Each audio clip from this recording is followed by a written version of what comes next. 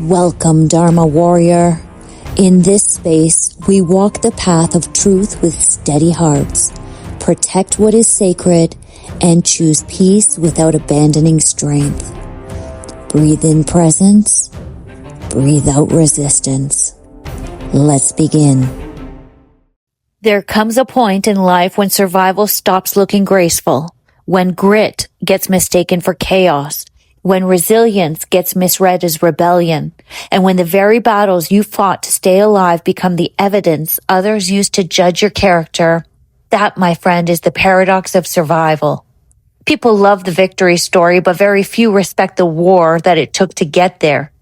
Over the last 3 years, I have shared fragments of my journey. Never the whole thing, just enough, because if I told you the full story, the losses, the betrayals, the rebuilds, the systems, the survival, it wouldn't sound real. It would sound like a screenplay, except it isn't fiction. It's what happens when life strips you to your core and asks one question of you. Who are you when everything falls apart? And more importantly, who do you become when you survive it? Just truth. Real loss, real betrayal, real lessons. And why would this resonate, you may ask? Well, because most people, in one way or another, can relate. I have been judged, and when convenient, some dressed me as a clown, a version of me they could laugh at, mock, control, preserve, reduce, and yet I stayed quiet until life started unfolding naturally. And when my character no longer fit the version that they needed, or perhaps because I refused to stay silent in the midst of challenge, the mask no longer served. You see, when a person has lost everything, the one thing no one can take from them is their truth. And boy, do I have a truth, a deep one, a hard-earned one. And one day I will tell it all. There was a season where many thought I was falling apart, and maybe that was true. But perhaps falling apart was the only way to fall into alignment. Because while others watched me unravel, what was actually happening was liberation. I was breaking free. Free from expectations, free from projections, free from constraints that were never mine to carry anyhow. People judged how I looked, how I moved, how I showed up. Hair in a messy ponytail or bun, no makeup, no polished image, just surviving, protecting myself and protecting Einstein. And for those obsessed with the shell of a person, I'm sorry I failed your mold. But I no longer need the mask to feel complete or confident. I have bigger things to carry, bigger things to build, bigger battles to fight. To those who thought my process was too much, thank you. You weeded my rose garden naturally. And to those who disappeared, who didn't check in, who let holidays pass while I sat alone, thank you. You too were uprooted, roots and all, no re-entry. Because a healthy garden cannot grow with dead weight choking the soil. I have lost deeply. Family, community, identity. I lost a dear friend, Gary, under circumstances that will haunt me until the end of my days, quite frankly. I lost the version of myself that believed loyalty was enough. 15 years with Remax, I leapt into something new, launching Miss Remax, a vision that took 11 years to grow into. And then, boom, collapse. Not because I failed, but because life interrupted. And that ego death, that one humbled me. Unsupported, deflated, dysregulated, but I kept going.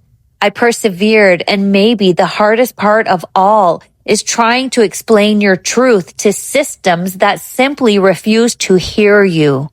I should not have to scream to be heard.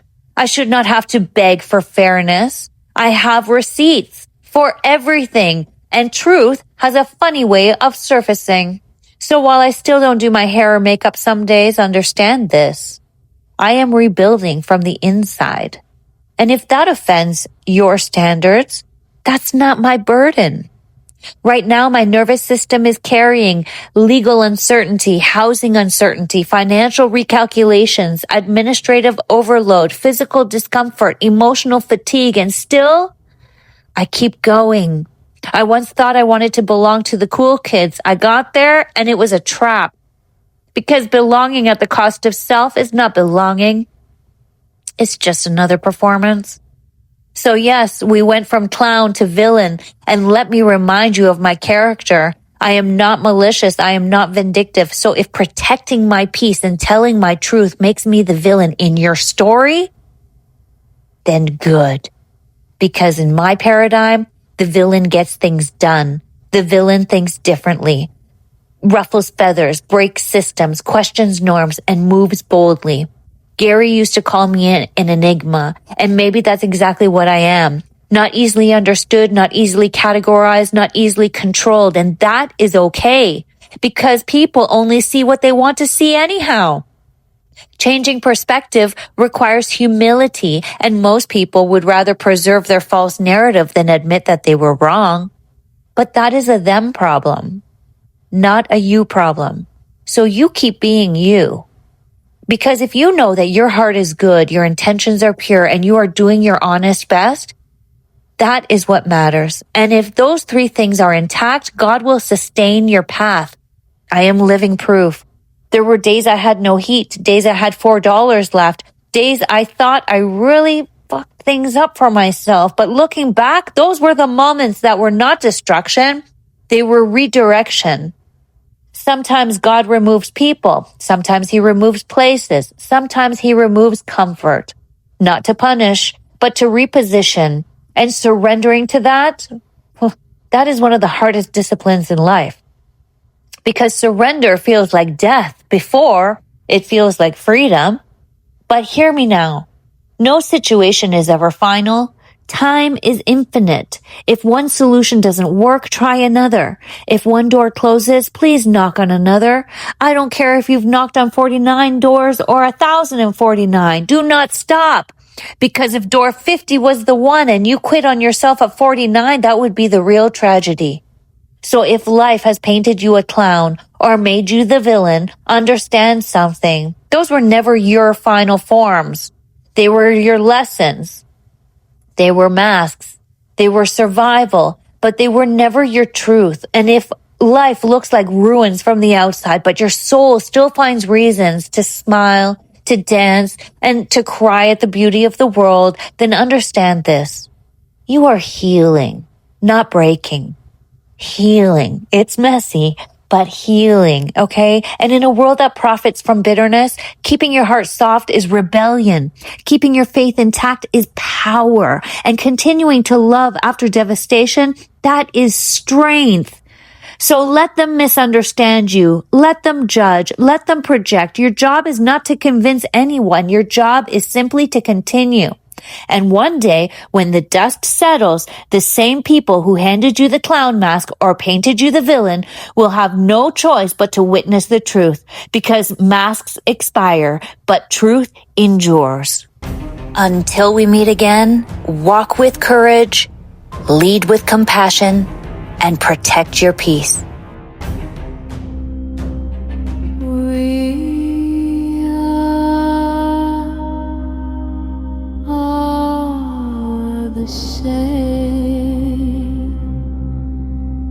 Same but different.